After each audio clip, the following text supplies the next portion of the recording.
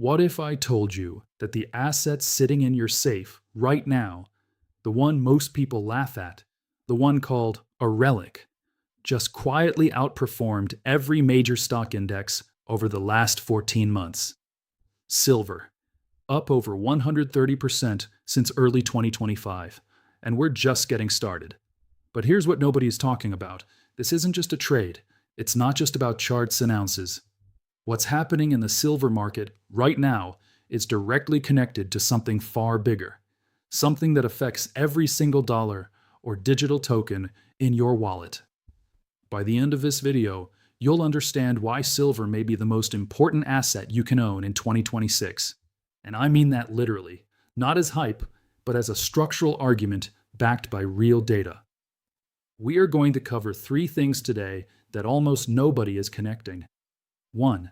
The real silver crisis, why 6 consecutive years of supply deficits is not a coincidence. 2. The CBDC Rollout, what programmable digital money actually means for your financial freedom. 3. The 2026 to 2030 price outlook, where analysts from JP Morgan to Citigroup think silver is heading. Stay with me through the whole video, because the last 5 minutes might be the most important financial information you hear this year. Everything you're about to hear is for educational and informational purposes only. I am not a financial advisor, and nothing in this video constitutes investment advice. Markets are volatile. Do your own research. Consult a licensed professional before making any financial decisions. Got it? Good. Let's get into it. What is the silver crisis? Let me give you a number. 820 million ounces. That's how much silver has been drained from above-ground global inventories between 2021 and 2025. Gone. Used up. Consumed by industry faster than mines can replace it. We are now in the 6th consecutive year of global silver market deficits. That's not a typo. 6 years in a row where the world uses more silver than it produces. Think about that for a second. 6 years of drawing down emergency reserves, and most people have no idea this is even happening. So what's driving this? 2 things happening at the same time, pulling in opposite directions. On one side, supply. It is stubbornly inelastic. That's a fancy economics word meaning it just can't ramp up fast enough. About 75% of all silver mined globally is a byproduct. It comes out of the ground alongside copper, lead, zinc, and gold. So even if silver prices double, mine operators aren't necessarily going to chase silver specifically. They follow the base metal economics.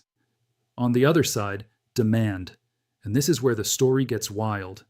Solar panels, electric vehicles, 5G infrastructure, AI data centers, semiconductors. Every single one of these requires silver. And every single one of these is growing at an exponential pace. Industrial demand alone is sitting at around 650 million ounces per year. EVs are approaching 90 million ounces annually just on their own, and that number is going up. The Silver Institute is forecasting a 67 million ounce shortfall in 2026 on its own. But factor in China's decision in January 2026 to classify silver as a strategic material and restrict exports, and that effective deficit could balloon to 150 to 200 million ounces. China is keeping its silver for its solar panels, for its EVs, for its domestic industry, and that means the rest of the world scrambles. Now here's the kicker. Physical investment demand. People actually buying silver bars and coins surged 20% in the past year to 227 million ounces. Why? Because a lot of smart money has looked at the macro picture and said, I need something real. The supply chain breakdown. Let's break down where silver actually comes from, because once you understand the supply chain, the crisis makes total sense. Global mine production is around 820 million ounces per year. Mexico leads the world at roughly 200 million ounces. China is second at around 106 million. Peru comes in third. But here's the structural problem.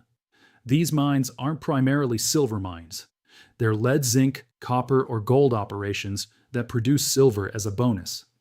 So, when silver demand spikes, you can't just call up a CEO and say, dig faster. It doesn't work that way. Ore grades are declining globally. The easy silver has already been found. Environmental regulations are getting stricter, extending mine approval timelines.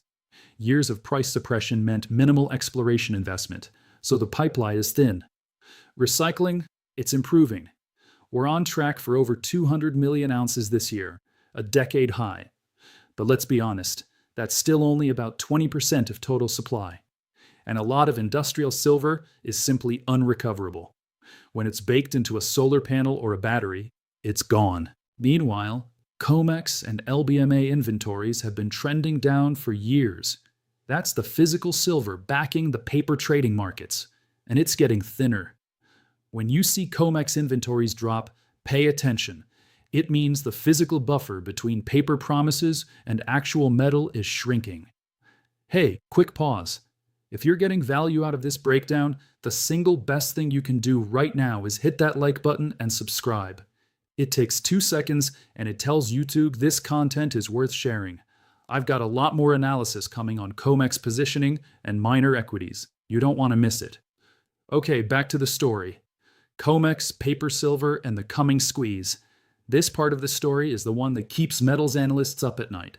The COMEX is the primary futures exchange where silver is traded in the United States. And for years, there has been a massive disconnect between the amount of silver traded on paper, contracts representing silver, and the actual physical silver that exists to back those contracts. At peak, the ratio of paper silver to physical silver was in the range of 300 to 1. Let me say that again. For every 1 ounce of physical silver on the COMEX, there were 300 ounces of paper claims on it.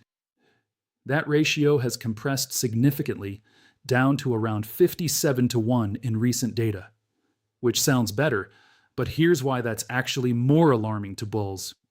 It means more real silver is being demanded. Inventories are being drawn down, and the gap between paper claims and physical reality is still enormous. If a significant number of futures contract holders simultaneously demand physical delivery, that's a squeeze. And right now, the conditions for one are better than they've been in decades. We're already seeing signs of physical tightness, reports of delays at dealers, rising premiums over spot, lease rates ticking up. These are the early whispers before a louder story. Experts like Peter Krause and Rick Rule, people who have watched this market for decades, are saying the easy trade of just buying physical silver may be giving way to the next phase, silver mining equities.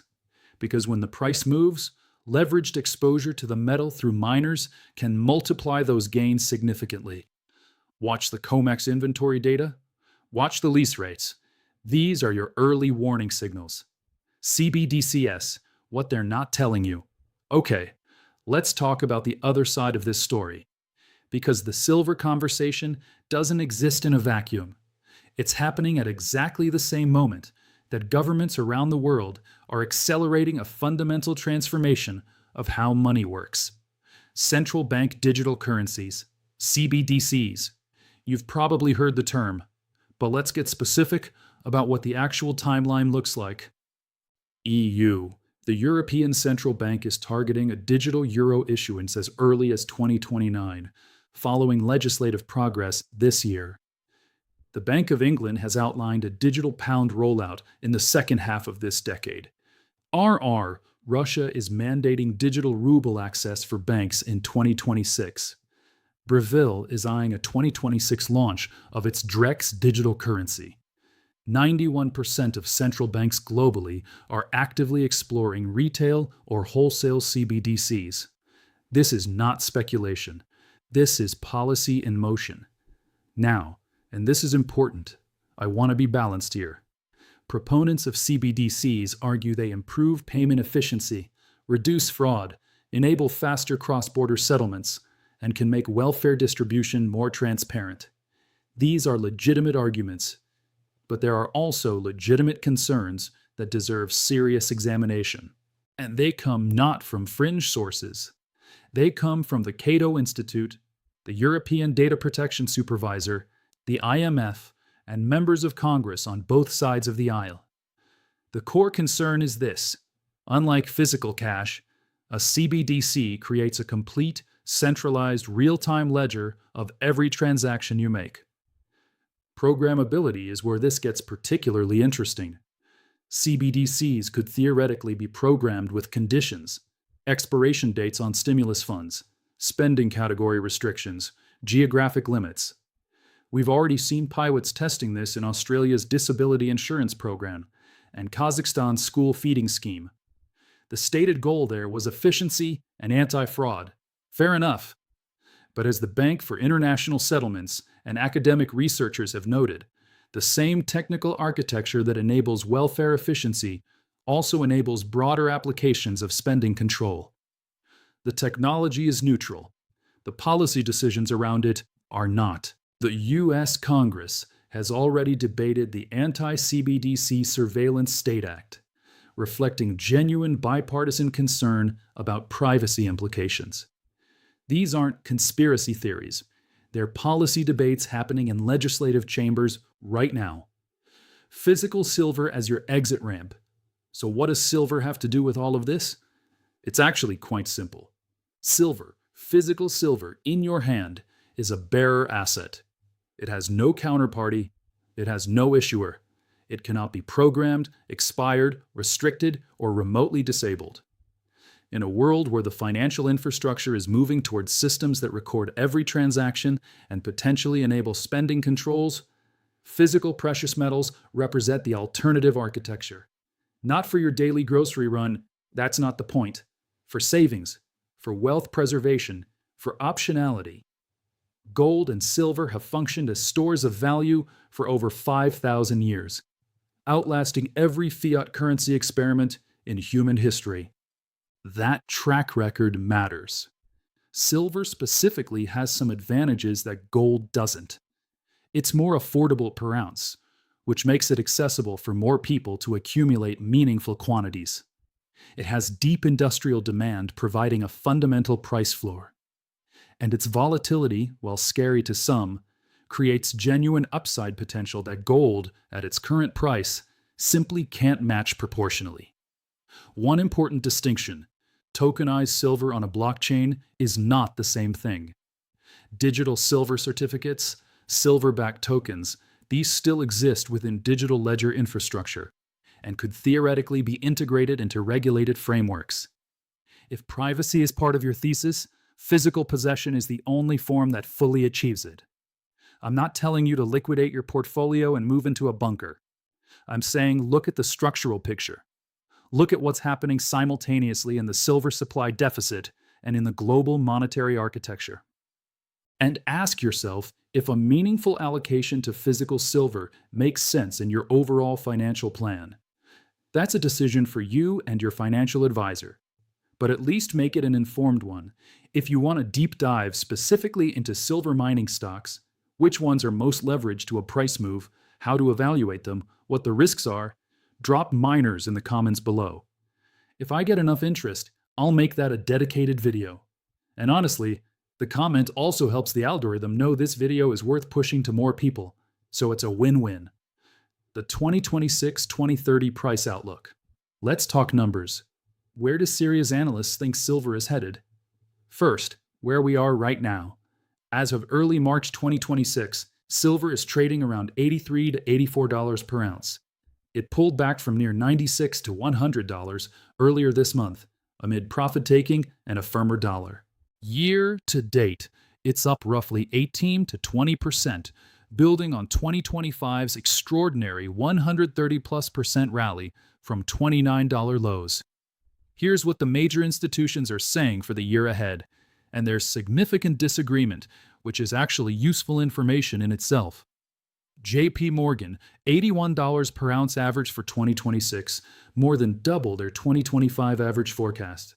Citigroup, $100 per ounce by mid-2026, $110 by end of year. HSBC, more cautious at 68, citing potential economic slowdown risks.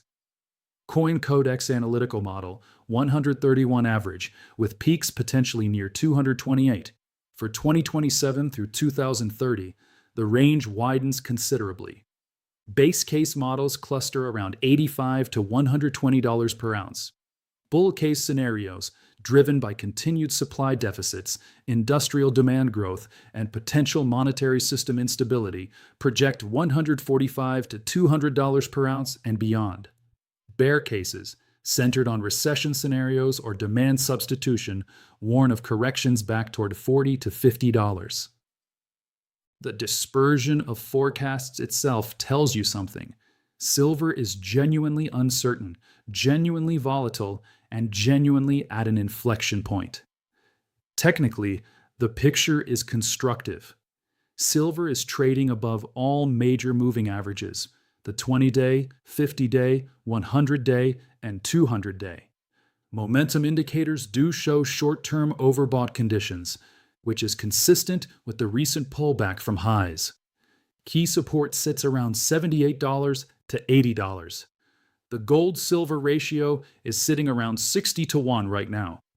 Historically, bull markets for silver can compress that ratio toward 40 to 1, which at current gold prices would imply significant silver upside. That's not a prediction. It's a historical reference point for context. The macro drivers that matter most going forward: COMEX inventory trends, China's export policy posture, solar and EV demand growth rates, and the broader direction of the US dollar and real interest rates. Let me bring this all together for you. We are living through a convergence of three major structural trends: a multi-year silver supply crisis, an industrial demand revolution driven by electrification and AI, and a fundamental transformation of the global monetary architecture toward programmable digital currencies. These three things are not happening in isolation. They are deeply connected, and they create a set of conditions that historically have been very favorable for hard, physical assets. I'm not here to scare you. I'm here to make sure you have the information to think clearly about what's happening and make your own decisions. The people who come out ahead in periods of major structural change are rarely the loudest or the most panicked. They're the ones who understood the shift early, thought carefully, and positioned deliberately. That's what this channel is about. Not hype, not panic. Analysis, data, and connecting dots that the mainstream financial media often leaves disconnected. If this video added value to your thinking, please share it with one person who would benefit. That one share does more for this channel than you know. Subscribe if you haven't already. The next video will go deep on COMEX futures positioning, what the smart money is doing right now, and what the Commitment of Traders report is actually telling us about the next big move. I'll see you there.